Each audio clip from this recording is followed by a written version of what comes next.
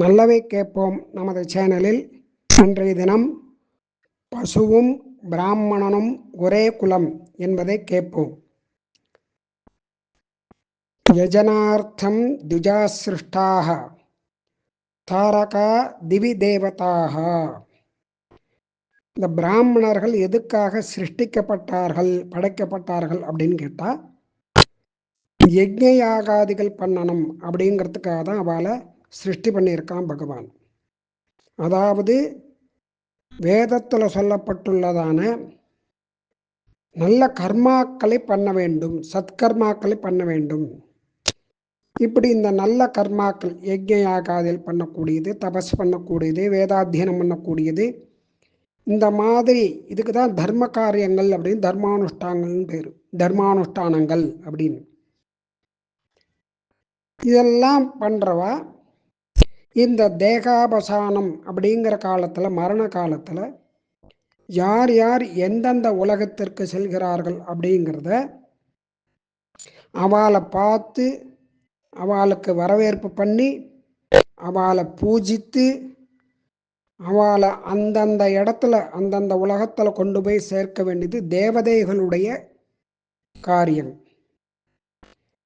அதனால தான் ராமாயணம் பாராயணம் பண்ணும் பொழுது கடைசியில் சொல்லுவா, ஸ்வஸ்தி பிரஜாபிய பரிபாலயந்தாம் நியாயேன மார்கேன மகீமகீஷாக கோ பிராமணேபிய சுபமஸ்து நித்தியம் லோகாத் சமஸ்தா சுகினோ பவந்து அப்படின்னு.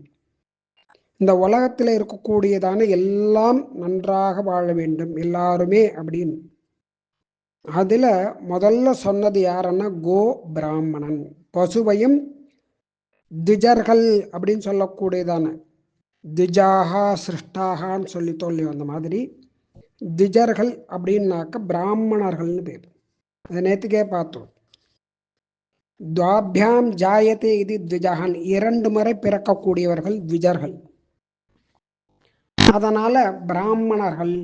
இந்த பிராமணன், இந்த பசு, 2 வஸ்து.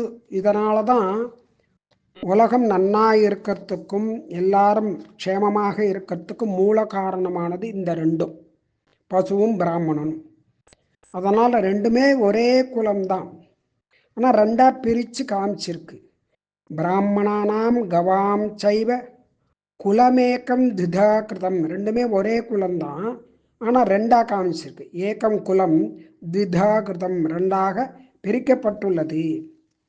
ஏன் அப்படின்னு கேட்டால், 2 குலத்தில் என்ன, ஒரு குலத்தில் ஏகத்திர மந்திராக திஷ்டந்தி.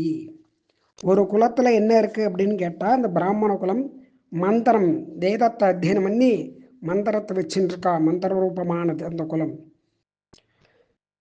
இன்னொன்று ஹவிகி அந்நத்திர திஷ்டதி. ஹவிஸானது இன்னொரு குலம் கோகுலம், ஆனால் பசுக்கள் இடத்துல இருக்குது. அதாவது ஒன்றில் மந்திரம், இன்னொன்றில் ஹவிஸ்ன்னு பேர். ஹவிஸ் அப்படிங்கிறது அதாவது ஹோம திரவியம். இந்த 2 சேர்ந்தாதான் யாகம். அதனால் பிராமணனும் பசுவும் சேர்ந்தாதான் யாகம்னு நடக்கும். இந்த யாகம்னு நடந்தாதான் உலகம் சுபிக்ஷமாக இருக்கும். ஏன்னா தேவர்களுக்கு சந்தோஷமாக இருக்கும், அவளுக்கு ஆகாரம் கிடைக்கும்.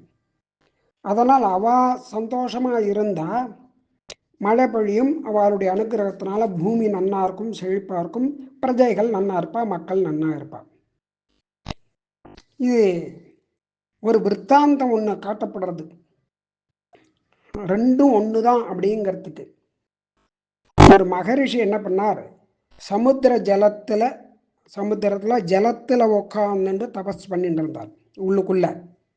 இப்போ மீனவர்கள் என்ன பண்ணால், மீன் பிடிக்கிறதுக்காக வலையை வீசினா, வலையை வீசினோடனே அந்த மீன்களோட இந்த ரிஷியும் வந்துட்டார். அவளையும் பிடிச்சி இழுத்துட்டான், அவரையும் பிடிச்சி. உடனே இந்த ரிஷி என்ன சொல்கிறார், அவருக்கு தபஸானது கலைஞ்சு போச்சு. நேராக அந்த தேசத்து ராஜா கிட்ட போய் முறையிடுறார். அதாவது இந்த மீனவர்கள் மீனை பிடிக்கும் பொழுது அந்த வலையில் நானும் அகப்பட்டு வந்துவிட்டேன் இவர்களிடத்தில். அதனால் அந்த மீன்கள் எப்படி அந்த மீனவர்களுக்கு சொந்தமோ அது மாதிரி நானும் அவர்களுக்கு செம்படவர்களுக்கு சொந்தம். இப்போ அவர்களுடைய சொத்து நான். ஆனால் அவர்கிட்டேருந்து என்னை மீட்டு கொடுக்க வேண்டியது தங்களுடைய பொறுப்பு, என்னை மீட்டு கொடுக்க வேண்டும் அப்படின்னு கேட்குறார். உடனே ராஜா கேட்குறான் அந்த ரிஷியை பார்த்து, உங்களுடைய மதிப்பு என்ன, அதை சொல்லுங்கள், அதை கொடுத்து நான் மீட்கிறேன் அப்படிங்கிறான். தன் மதிப்பை தானே சொல்லக்கூடாது, அது இழிவான ஒரு செயல். தன்னை பற்றி தானே பேசிக்கிறது, தன்னைத்தானே மதிப்பிட்டுக்கிறது, அந்த மாதிரி பண்ணவே கூடாது. அது அகங்காரம் மமகாரத்தை காட்டும். அதனால் இது என்னால் பண்ண முடியாதுன்னு அந்த ரிஷி சொல்கிறார்.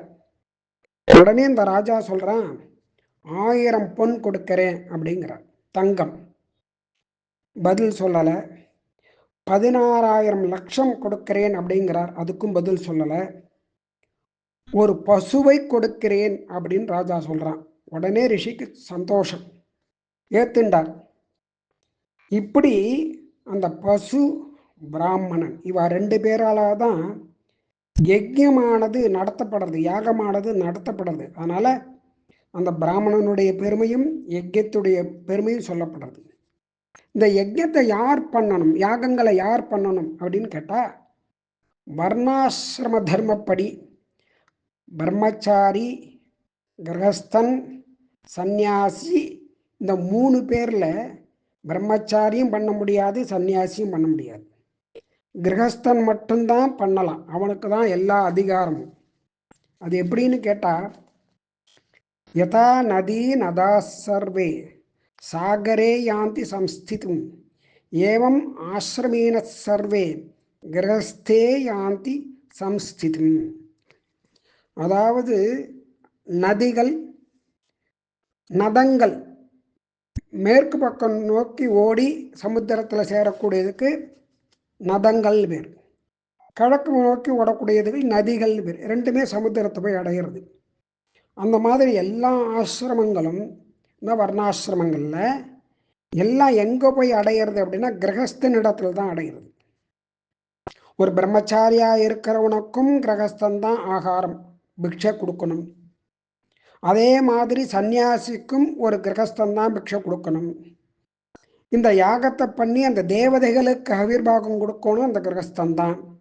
அதனால் சகல ஜீவராசிகளும் வாழ்வதற்கு காரணமாக இருக்கக்கூடியவன் அந்த கிரகஸ்தன். தேவலர்னு ஒருத்தர் இருந்தார்.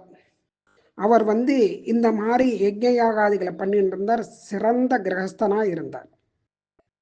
அதனால் லோகமே சுபிக்ஷமாக இருந்தது.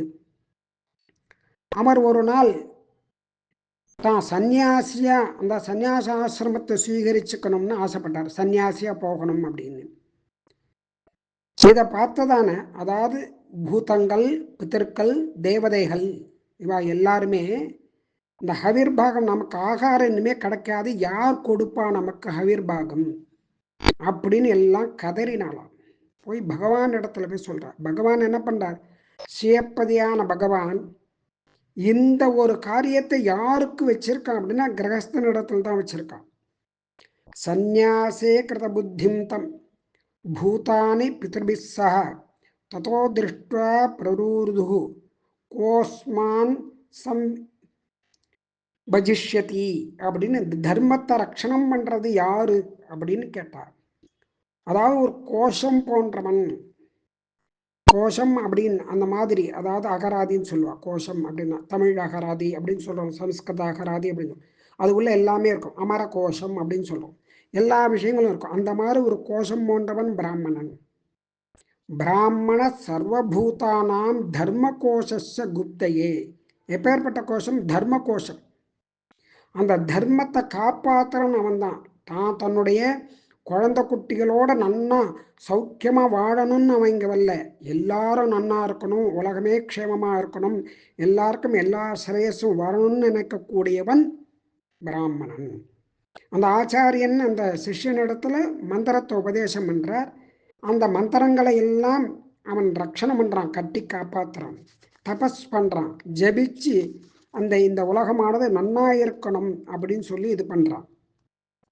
அந்த மாதிரி அந்த கிரகஸ்தன் தான் இந்த யாகங்கள் எல்லாம் பண்ணி இந்த லோகத்தை நல்லபடியாக வாழ வைக்கணும்னு நினைக்கிறான். அதுக்கு அந்த யாகத்துக்கு சோம யாகம் முதலான யாகங்களுக்கு கூட உறுதுணையாக இருக்கக்கூடியது. அதாவது பால், தயிர் இதெல்லாம் நெய் முதலானவைகள் எல்லாம் கொடுக்கக்கூடியது பசு.